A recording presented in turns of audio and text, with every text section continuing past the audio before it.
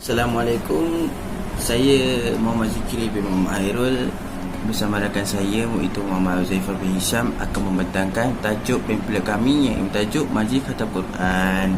Dari segi mukadimah, Al-Quran merupakan kalam Allah, ini kata-kata Allah yang mengandungi mukjizat dan merupakan wahyu pertama kepada Nabi Muhammad SAW dengan permulaan ayat iaitu Iqra diturunkan melalui perantaraan malaikat Jibril alaihi salam. Ayat tersebut terdapat dalam surah Al-Alaq, ini ayat 1, yang bermaksud, bacalah wahai Muhammad dengan nama Tuhanmu yang menciptakan kalian makhluk. Definisi bagi khatam Quran ialah khatama, iaitu bermaksud menutup ataupun menamatkan.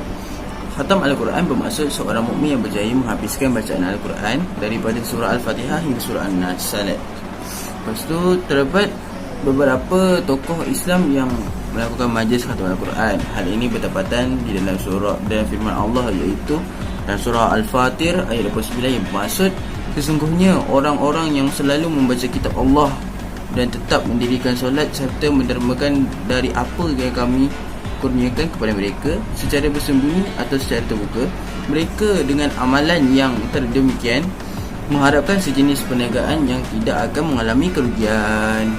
Dari segi dalil hadis membuktikan adanya majlis khatam Quran ni berdasarkan asar daripada Anas bin Malik radhiyallahu anhu.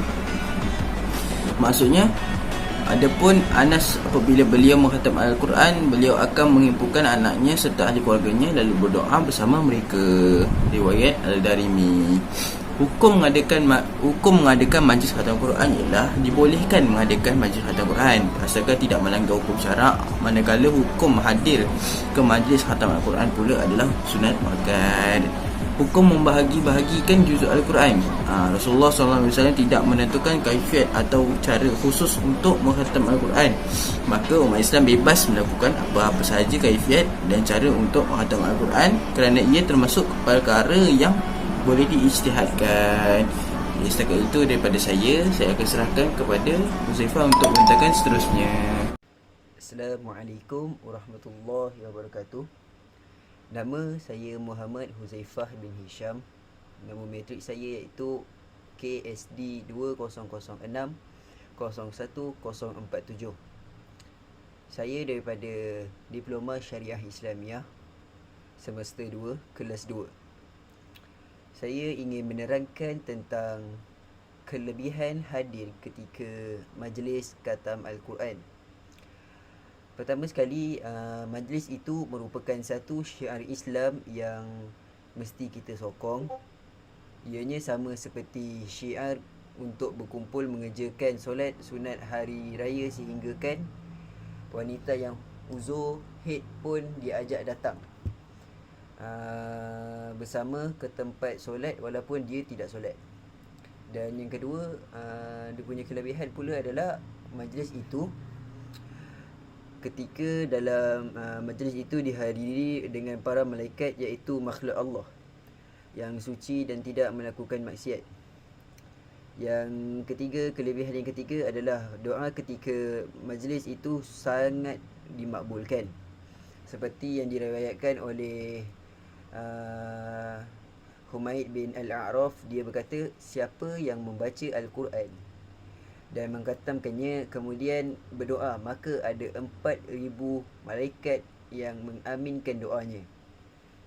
Kemudian para malaikat terus mendoakan dan meminta ampun kepadanya sampai petang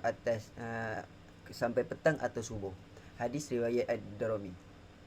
Seterusnya, saya ingin menerangkan tentang kaifiat khatam Al-Quran, iaitu cara-cara melaksanakan khatam Al-Quran.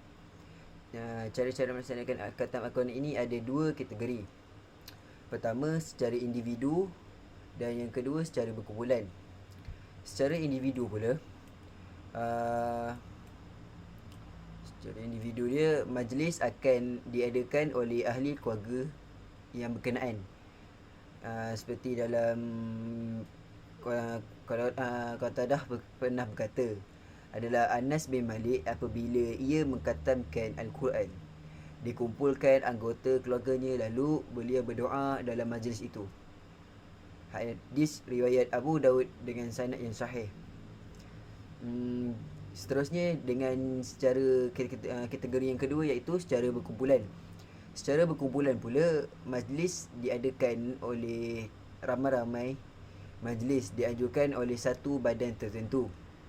Seperti dalam sabda Rasulullah SAW daripada Mujahid dengan sanadnya yang sahih, ia berkata, mereka berkumpul ketika khatam Al-Quran kerana mengharapkan rahmat Allah SWT yang turun ketika itu. Dan ketika dalam majlis khatam Al-Quran ini ada panduan-panduan untuk melaksanakan majlis khatam Al-Quran.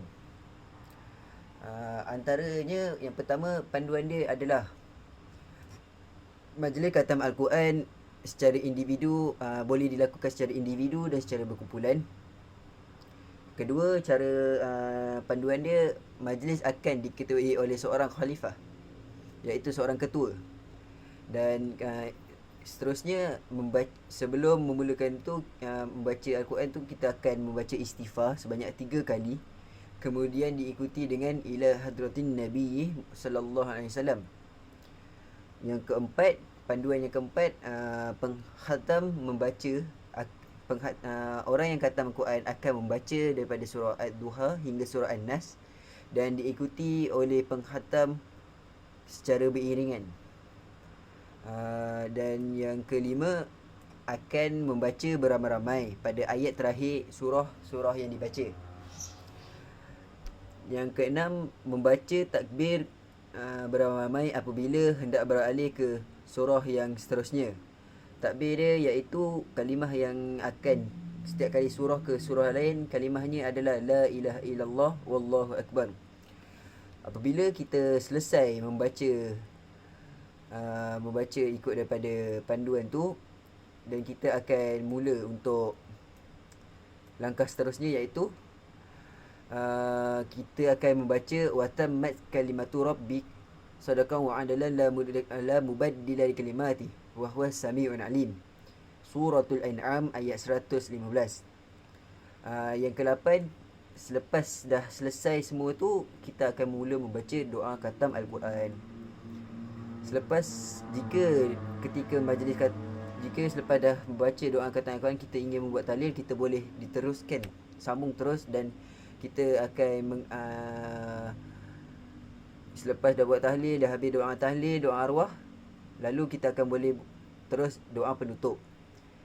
So, jadi kesimpulan daripada penyampaian saya ini, maka jelaslah bahawa mengadakan sambutan atau sesuatu majlis yang dengan memuji nama-nama Allah seperti zikir dan sebagainya amatlah digalakkan. Kesimpulannya, mengadakan majlis khatam Al-Quran merupakan satu bid'ah yang diharuskan kerana perkara tersebut tidak melanggar daripada landasan ahli sunnah wal jamaah. Sekian, itu sahaja daripada saya. Assalamualaikum.